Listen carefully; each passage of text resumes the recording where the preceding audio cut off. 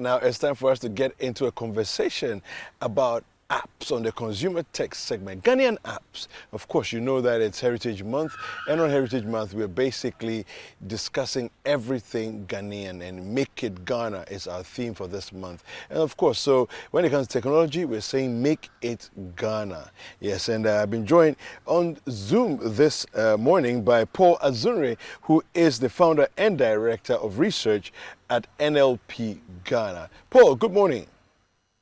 Good morning. How are you doing? Yeah, very well, thank you. Thank you for joining us on Breakfast Daily. Thank you for having me. All right, so tell us first of all, what is NLP Ghana?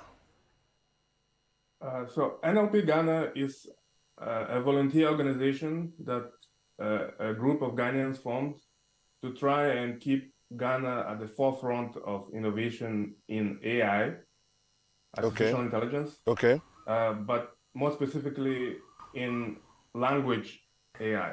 So okay.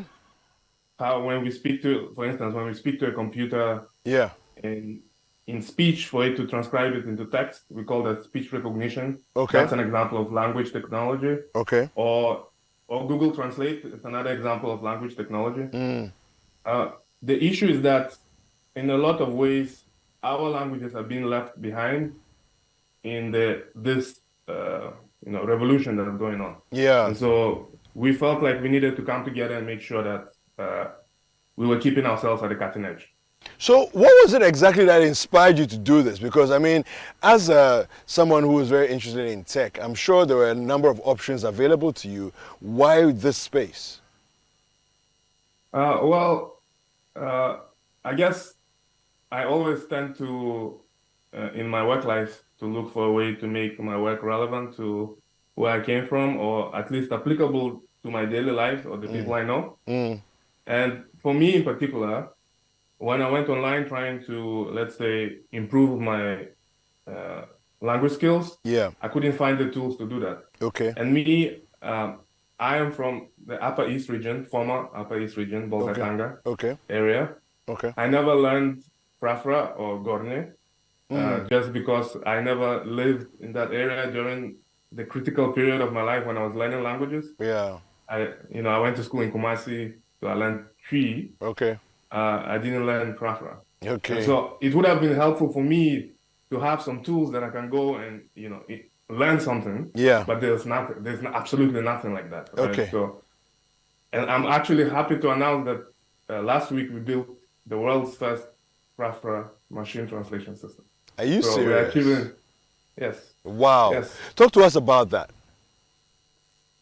Well, let me backtrack a second. Okay. So one of our biggest achievements at NLP Ghana is we built the world's first machine translation system for any Ghanaian language. Okay. And I know maybe people have heard that Google has added some Ghanaian languages like Twi and Ewe. Yeah. We did this years before they did it. So that's the first thing. Wow. It's available in the Kaya app. Okay. Today, in fact, the app is available on Google. It's available on iOS. Okay. It's also available on the web. Okay. So it has 5 Ghanaian languages in it now. How many? Which ones? Which ones? Right. So Twi, Ewe, Ga, Dagbani. Okay. And now we are adding Frafra or Gorne as well. Okay. So first of all, our coverage is the best. Even today, there's no other provider, not even the big global companies that provide as many languages. We are committed to covering the entire map. So if you didn't hear your language, don't worry. In maybe about a year, we're doing a lot of work. Probably your language will be added. It also can do speech recognition, which is very important. So you can speak to it in Twi, for instance, and it will transcribe it into how it should be written. Wow. So for example, if you never learned how to speak, how to write Twi, but you know how to speak it, you can teach yourself how to write just by using this. Wow. So we also hope within about a year to add speech generation capabilities so that you could write Twi or Ga or Ewe, and it will speak for you. Speak it. Wow. Speak it. Yes. That's mind blowing. It's cool. It's very cool. It's very cool stuff. I really enjoy my work. Yeah. So I mean, the Kaya app, why is it not being heralded even more than than it has been? Because this is pretty revolutionary. It is pretty cool stuff. It's very cutting edge. I can't say I can't explain it to be honest. We've tried to advertise it around. We've even run some ads and stuff like that. Yeah. I think a lot of it has to do with, I guess, name recognition. Maybe it takes some time to be recognized. Yeah. Also, maybe some investment needs to be made in the marketing. Yeah. So what does Kaya mean? Why did you choose Kaya? What does it mean, Kaya app? So the word Kaya is actually taken from the scientific name for the African mahogany tree. Okay. Which is found throughout Africa. Mm. And so we felt it was a good representation for how universal we hope this technology will become in Africa. Because it's very useful, useful for shade, firewood, and all other sorts of medicine, right? So we feel like this technology can be a useful resource for Africans. It can provide jobs, education, poverty alleviation, and all sorts of things. So it was just a metaphor for that. It also, incidentally, it's also a Southern African language for the word home. Home, okay. So it also works as like a double entendre. Yeah. So, what's next in terms of the work that you do with languages? You said yesterday there was a breakthrough. Yes, there was a breakthrough. We've added Frafra. Okay. Or Gorne. Gorne. Okay. We want to add a lot more languages. That's a big item on the map. Okay.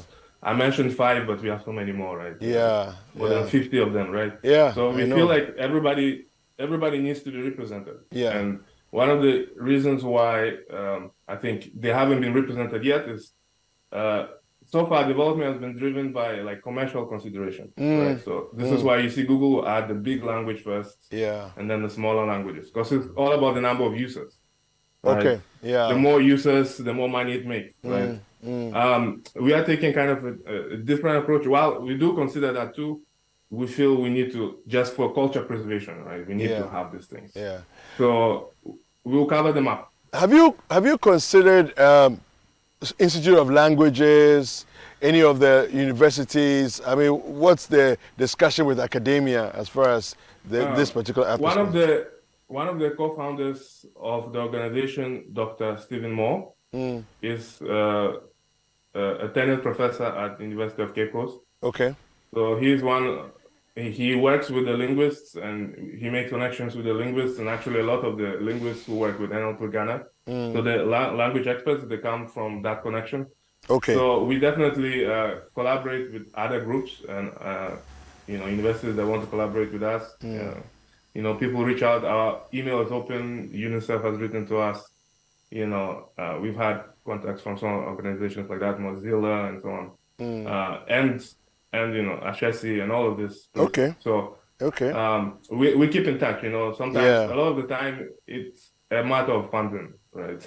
Yeah. So you can have conversations and then have plans, but at the end of the day, I think the way to do this is to invest. Actually, and you don't have to invest that much. We're talking about per language, maybe $5,000, $6,000.